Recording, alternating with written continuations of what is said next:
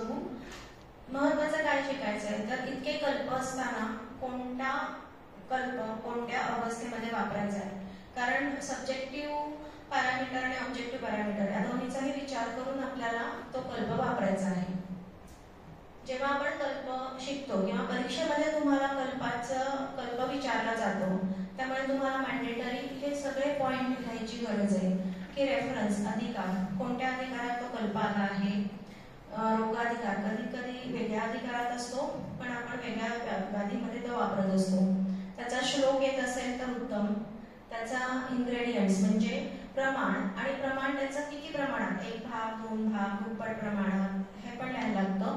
त्याचा कोणत्या कोणत्या व्याधीमध्ये कशा प्रकारचा वापर करायचा आहे, ते कसं कार्य करतो, म्हणजे उष्णवीर्यानी दीपन पाचन, कडूरसानी किंवा लघुवृक्षरसानी पाचन दीपन हे सगळे तुम्हाला लिहायला लागेल.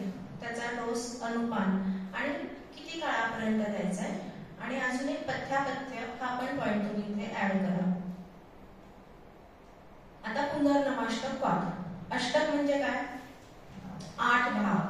म्हणजे त्या पुनर्नवा हा मेन घटक आहे आणि त्याच्यामध्ये 8 घटक कोणते कोणते आहेत तर पुनर्नवा निंब, पटोल, शुंठी, तिक्ता, अमृता, दावी या सगळ्यांचा जर कषाय वापरला तर सर्वांग शोधोदर पार्श्वशूल श्वासान्वितम पांडू गदम निहंती.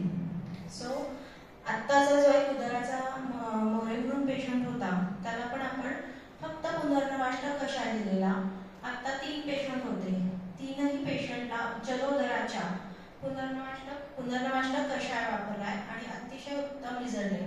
म्हणजे परवाची जी मी एक जलोदराची केस प्रेझेंट केली होती, तो पेशंट परवा ओपीडीला आलेला, आयपीडीला ऍडमिट होता कटिशूलासाठी. त्याचा परत आपण यूएसजी केली तर त्यामध्ये आता असायटिस नो फ्लुइड किंवा त्याला असायटिस नाहीये.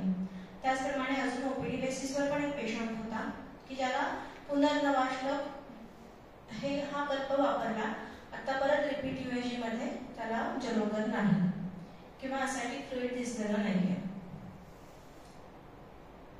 आताच आपण बघितलं की हे सगळे 8 भाग आहेत आणि हा प्रत्येकी एक म्हणजे सगळ्याचा भाग एक भागात घ्यायचा आहे. तुम्ही याच्यातली सगळी द्रव्ये बघितली तर ती मोस्टली दीपन पाचन करणारी मूत्रल आणि विरेचक आहेत.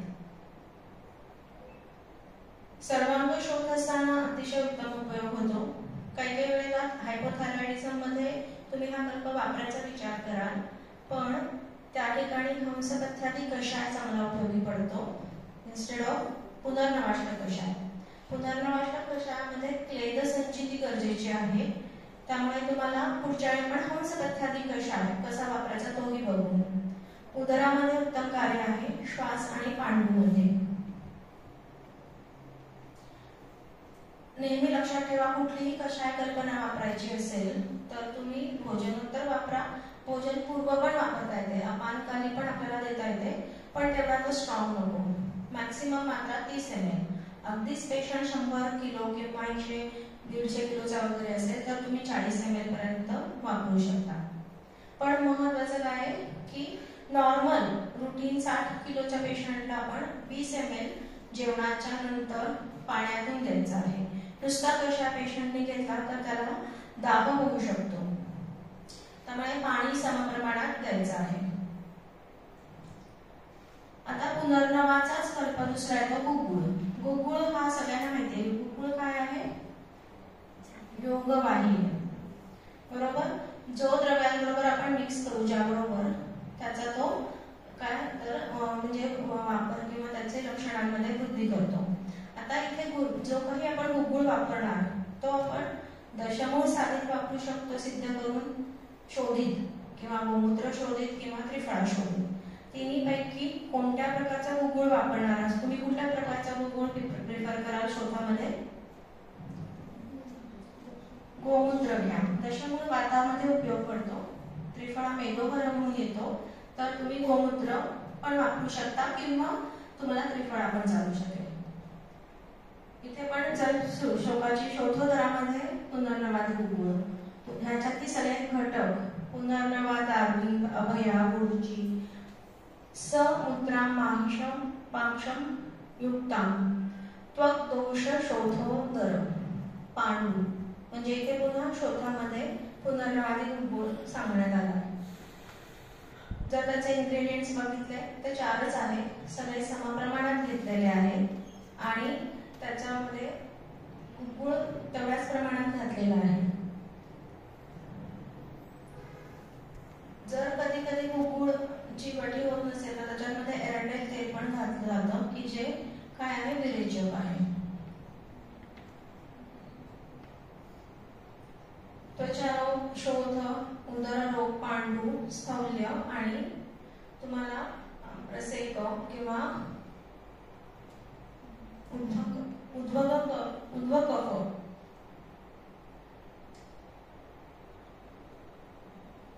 शरीरातला कुठल्याही प्रकारचा जर कफ किंवा मेनली संधीच्या ठिकाणी असणारा शोथ घालवायचा असेल तर पुनर्नावादी गुळगुळचा उपयोग होतो.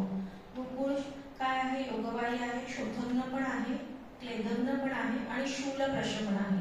म्हणजे रुग्ण शोथ आणि शूल आणि संधीच्या ठिकाणचा शोध हे कॉम्बिनेशन घेऊन आला तर पुनर्नवाष्टक कषायाच्या ऐवजी तुम्हाला प्रिफरेबली पुनर्नवादी गुळ तुम्ही वापरू शकता. त्यामुळे वाताचा अनुबंध असेल, कधी कधी शूल हे कॉम्बिनेशन शोथा बरोबर असेल तर पुनर्नवादी गुळ. एका गुळाचं साधारण 500 मिलीग्रॅम पर्यंत जेवणाच्या नंतर, गुळ पण जेवणानंतर वापरायचा आहे, पोषण जलाबरोबर वापरायचा आहे. 500 मिलीग्रॅम दोन्ही जेवणानंतर वापरू शकता. आता आसव कल्पना कधी वापरतात तर अग्निदीपनाची जेव्हा इथे आवश्यकता आहे ते. आसवरिष्ठ हे कुठल्याही पित्त प्रकृतीच्या रुग्णामध्ये वापरायचं नाहीये किंवा ज्यावेळेस ग्रीष्म ऋतू आहे, बाहेर खूप उष्णता येत असेल अशा वेळेस आसव कल्पनाचा वापर करायचा नाही. ज्यावेळेस तुम्हाला अग्निदीपनाची आवश्यकता आहे त्यावेळेस पुनर्नवा आसव, कारण आसव कल्पना ही अग्निदीपन करणारी आहे. याच्यातले सगळे घटक आहेत इथे दिलेले. आपण एवढ्या डिटेलमध्ये जायचं नाहीये. तुम्ही लेक्चर नंतर सगळ्या ह्या ज्या काही कल्पना आहेत त्यांचे श्लोक लिहून काढा. यामध्ये बघा त्रिकटू, त्रिफळा, दारुहरिद्रा, गोक्षूर, बृहतिद्वय, वासा, एरंडमूळ आणि कुटकी भेदन आहे, एरंडमूळ विरेचक आहे. हे सगळे जे द्रव्य आहेत ती सगळी एक एक पल घेऊन त्याच्यापासून आसवरिष्ठ तयार केलं जातं. जसं म्हणलं की कषाय किंवा आसवरिष्ठ हे नेहमी भोजनोत्तर द्यायचं, 20 ml मात्रा, आणि त्याच्यामध्ये समप्रमाणात पाणी देऊन आपण पेशंटला ते द्यायचं आहे. पुन्हा सेमच आहे, फक्त शोथामध्ये कोणत्या अवस्थेत वापरायचं आहे तर पेशंटमध्ये सामता आहे, अग्निमांद्य आहे, पेशंट स्थूल पण आहे आणि अशा वेळेस की जिथे अग्निदीपनाची तुम्हाला जास्त गरज आहे त्यावेळेस तुम्हाला असं कल्पना वापरता येते. आता मंडूर कल्पना मला कोण सांगू शकेल? पुनर्नवा मंडूर कधी वापरायचं? पांडू, बरोबर. पांडू आणि शोध हे जेव्हा कॉम्बिनेशन येईल त्यावेळेस तुम्ही पुनर्नवा मंडूर प्रेफर करा. कारण शोध पांडूसारखी लक्षणं असतील की आयासाने श्वास आहे किंवा जर पेशंटला पेलर आहे किंवा पांडुत्व आहे, दौर्बल्य अधिक आहे, अशा वेळेस तुम्ही पुनर्नवा मंडूराचा उपयोग करायचा आहे. कारण मंडूर हा लोहकल्प आहे, त्याच्यामध्ये 40 मंडूर तुम्ही बघा गोमूत्र सगळीकडे घातलंय कारण शोधज्ञ कार्य पाहिजे आहे. पांडू, प्लिहारो, अर्श, त्याच्यामुळे सुरुवातीला शोध हा नाही आलेला पांडू मध्ये, आणि मुख्यतः अक्षिपुत शोध हे लक्षण कफज पांडू मध्ये सांगितलं आहे. सो कफज पांडू मध्ये स्पेसिफिक तुम्ही पुनर्नवा मंडूर वापरायचा आहे.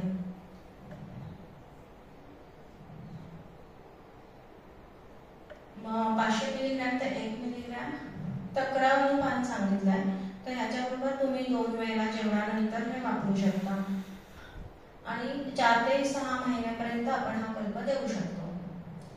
पुनर्नवाचा लेप जेव्हा आपण वापरतो तेव्हा स्थानिक ठिकाणी शोध असेल तर तुम्हाला लेपकल्पना उत्तम कार्य करते. त्या ठिकाणी वृक्षण, लेखन, सगळं शोषणाने तिथला क्लेद हा कमी होतो आणि त्याच्यामुळे जर तुम्हाला पेशंटमध्ये संधी शूल आणि शोध हे कॉम्बिनेशन असेल तर पुनर्नवा चालेल. इव्हन पेडल एडिमा असेल काही काही पेशंटला, अभ्यंतरतः आपण खूप औषधं द्यायची नसतील तर त्या ठिकाणी पुनर्नवाचा तुम्ही लेप करू शकता.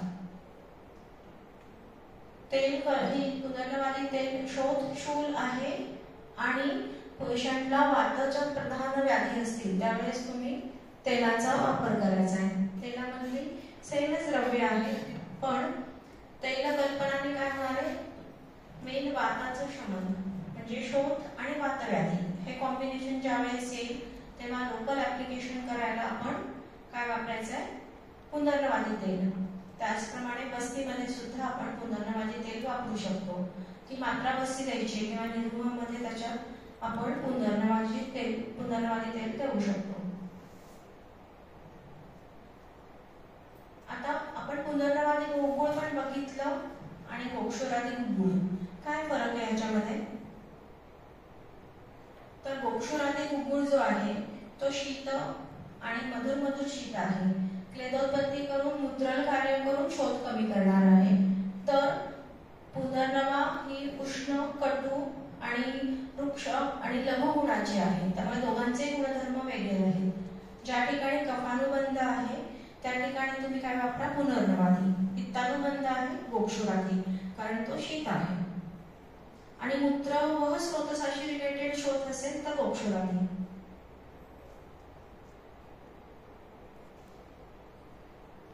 प्रमेह मूत्रपुरुष त्याच्यामुळे मूत्र व स्रोतसाशी रिलेटेड व्याधी असेल तर तुम्ही गोक्षुरादी गुळगुळ.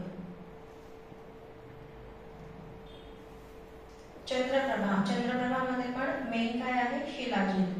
त्याच्यामुळे शिलाजित, प्रमेह, शोथ आणि मूत्र व स्रोतस हे कॉम्बिनेशन असेल तर तुम्हाला काय वापरायचं आहे, चंद्रप्रभा. सर्व रोग प्रनाशिनी. तुम्हाला काही सुचलं नाही, काही द्यायचं नाही, चंद्रप्रभा वापरा. चंद्रप्रभामध्ये चंद्रासारखी प्रभा किंवा तेज असणार की सगळ्या धातूंना पोषक असं सांगितलंय.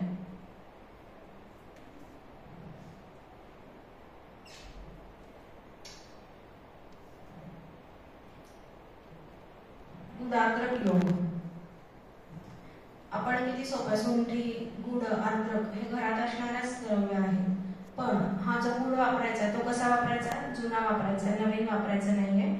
आणि त्याचा वर्धमान पद्धतीने वापरलं जातं.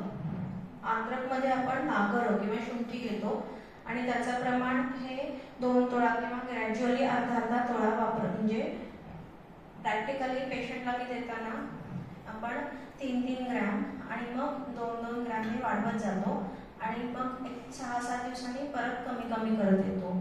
त्याच्यामुळे वर्धमान मात्रेमध्ये सकाळी द्यायचं आहे आणि त्याच्याबरोबर साधा पोषण जल तुम्ही अनुपात देऊ शकता. गुल्म, उदर, अर्श. बऱ्याच वेळेला श्वास आणि शोथ. आता शोथ तुम्हाला फक्त बाह्य भागी दिसतो तो शोथ असतो का, तर नाही. फुफ्फुसाच्या ठिकाणी पण शोथ असतो. त्याच्यामुळे कफसंचिती असते आणि क्लेदसंचिती असते. त्यामुळे श्वासकास होत असेल म्हणजे कफचे श्वास, कफचे कास याच्यामध्ये जर तुम्ही बघितलं तर इंटरस्टिशियल किंवा इंटरनल जे काही शोथ आहे त्याच्यामध्ये तुम्हाला गुडार्द्रक योग वापरायचा आहे. गोमूत्र हरितकी. जसं म्हटलं हरितकी विरेचके, गोमूत्र मूत्रल आहे आणि कफज शोथामध्ये जास्त करून आपण हे वापरायचं आहे. गुडामृतकी पण तुम्हाला वातच्या प्रकारामध्ये गुडाभ्याम वापी प्राशय पार्वभक्तिकम आणि हे प्रातःकाळी पुन्हा वर्धमान मात्रेत द्यायचं आहे. गुदाक्षर दोषा गच्छन्ति अर्शांसी संशया. गुदाहर्षित दोष. तुम्ही बघा शोथ हा गुदाच्या मांसल भागामध्ये असणारा शोथ म्हणजे हर्ष, बरोबर. त्याच्यामुळे शोथ हा फक्त तुम्ही एक्सटर्नल दिसतो हा न विचार करता इंटरनल पण शोथाचा विचार करायचा. कोलायटिस आपण एक शोथ येतो, गुदार्श हा पण एक प्रकारचा शोथ आहे. त्याच्यामुळे गुदाश्रित दोषांचा नाश करायला आपण हा कल्प वापरू शकतो. जर का तर आतापर्यंत तुम्हाला सगळे मी कल्प वापरलेले कळले. मला 2-3 कल्पांची नावं सांगा. तू सांग बरं.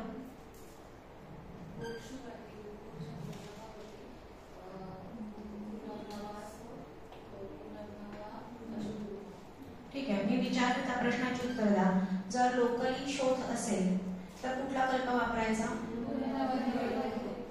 वात व्याधी आहे आणि स्थानिक तुम्हाला जर तेल वापरायचं झालं, शोध असताना पुनर्नवादी तेल. जर पांडू आहे आणि शोध आहे तर जर मूत्रवा स्रोतसाशी रिलेटेड काही व्याधी आहे आणि शोध असेल, सर्वांग शोध असेल तर पुनर्नवाष्टक. जलोदरामध्ये कुठला वापरायचा? संधिशूल शोध आहे आणि शूल आणि शोध हे कॉम्बिनेशन असेल तर पुनर्नवादी गुळ वापरायचं. आणि अजून पुनर्नवासक केव्हा वापरायचं?